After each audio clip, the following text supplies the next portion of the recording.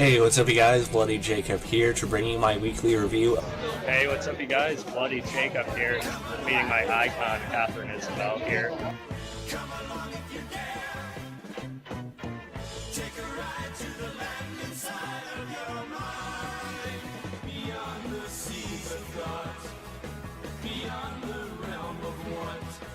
Across the streams of hopes and dreams where things are really not.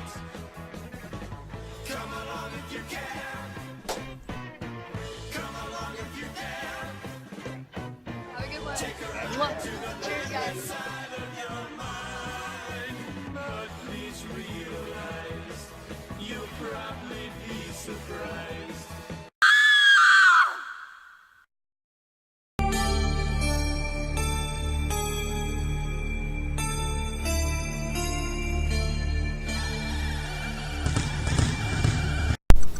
Hey, what's up you guys? Bloody Jacob here to bring you my review of this week's episode of Riverdale on the CW, which was episode 18 of season 2, chapter 31, A Night to Remember.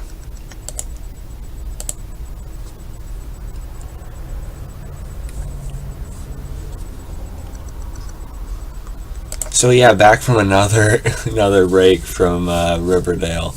It's been pretty annoying this year with that for sure. I mean, we're getting into it, but then we have another 2-week break, or we have another sometimes even like a month or two, something. I don't know. I'm still really enjoying Riverdale. I've been enjoying it all the way through this season.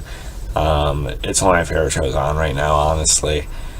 But yeah, these constant breaks are a bit risky because they could toy with the ratings a little bit and just disrupt the pacing and just the story of the show in general, which it has a little bit. But luckily, I really like, if not love, the show so much. I'm still ready for it whenever it does come back on. And it has been officially renewed for season 3, if you guys didn't know, so don't worry about that. I didn't really expect that. I didn't really think it would be canceled or anything, but don't worry, it's renewed for season 3. I think we were all expecting that, though. CW doesn't draw, huge ratings or anything, really. I mean, even its Arrowverse shows, they only draw, 1.3, 1.5 million, maybe 2 million. And, Riverdale averages, kind of about that, or at least, 1 to 1.3 million most of the time, and it had the season 2 premiere had a little over 2 million, I believe. So, it's on track. It's going right along with everything else. And even despite the ratings, I still think it's definitely one of the CW's most talked about shows, besides the the DC comic book stuff. But yeah, so this episode, A Night to Remember, this is definitely one that's going to be kind of a bit divisive among fans, among viewers, because it's, for the most part, a musical episode. And now me, a few years ago, I was, really wasn't into that, or I'd kind of shy away from stuff like that. It automatically sort of, disinterest me. Thankfully, not a lot of shows I've watched have had, musical episodes. But for me, I actually ended up enjoying this one. I thought it was quite an entertaining episode. Some of the songs are pretty good. Once in a while I wasn't sure if it was really some of the actors singing or not, but, it still sounded like their voices for the most part, so I'm sure they did, but, they probably, of course, had to edit it and stuff like that, I'm sure. But, Madeleine Petches, Cheryl, and, KJ, Camille, and the others. I think they all sounded fine. The characters sounded fine. And besides the whole musical aspect, and it was actually kind of cool. They tried to do the whole Carrie thing, and Cheryl's moment with her mother in the mansion was absolutely perfect. They'll talk more about that in a few minutes. But besides the whole musical aspect, it wasn't like it was a filler episode or anything. It wasn't like, oh, it's a musical, I don't want to watch this, let's skip it. No, you probably shouldn't skip it, because they do manage to put in some important bits of story into it as well. which still made it worth the while on that end too.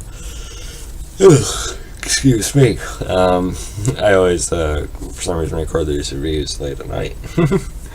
Anyway, so they're working on display throughout the episode, and hold on, I gotta get a drink. Spider-Man mug.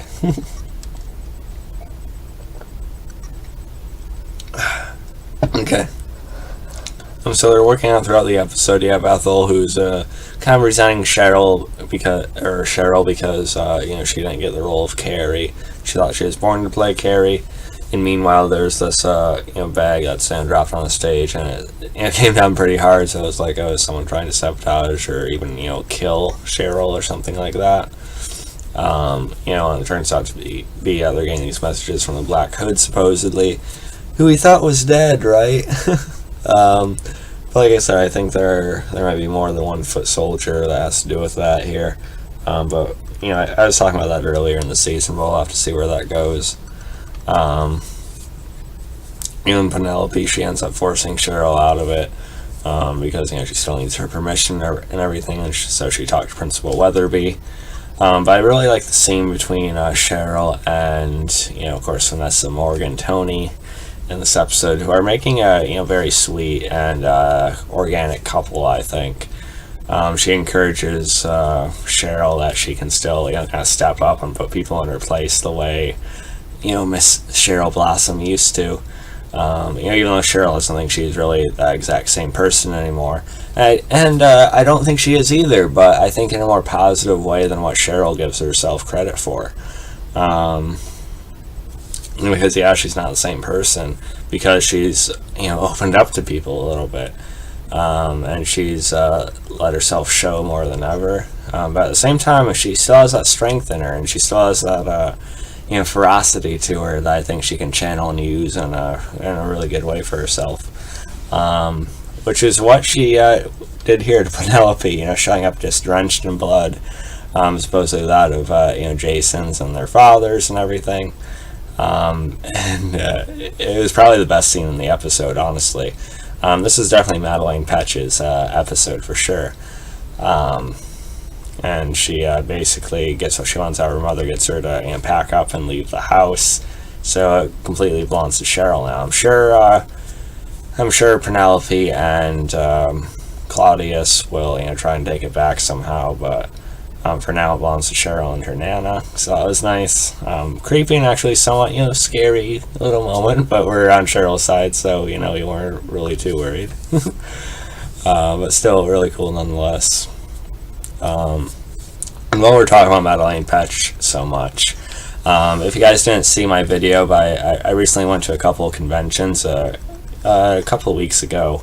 C2E2, but also Heroes and Villains Fan Fest in Chicago, where they had a couple of Riverdale guests. Yeah, that's right. I was actually able to meet Madeleine Petch, Cheryl Blossom. Here's my professional photo with her right here. Really, really cool. She's a really sweet person. She's a lot more sort of shy in person than Cheryl, of course. But of course she's a real person too. But she is still really sweet nonetheless. I was gonna get in her line for an autograph as well to get her signed my Riverdale poster, which I kind of regret not waiting for now. But her line was just packed all day, and we were there for just a single day. So unfortunately kind of had to time manage things, but I was still happy to get in her line for the professional photo, and I was still able to interact with her and say a couple things to her, and she was really appreciative. She was really kind. So yeah, check out her Madeleine Petch's YouTube channel too. She's an awesome person. Now I can only hope next year they have Camille Mendez come to Chicago instead of London. But we'll see. But yeah, it's still a really cool experience knowing I met Cheryl fucking Blossom, so excuse the language, but now let's talk about Veronica and Betty in this episode. Betty kind of ticked me off at the beginning of the episode. I know she's holding a lot against Veronica right now, and I know a lot of the fans seem to not like Veronica so much right now, but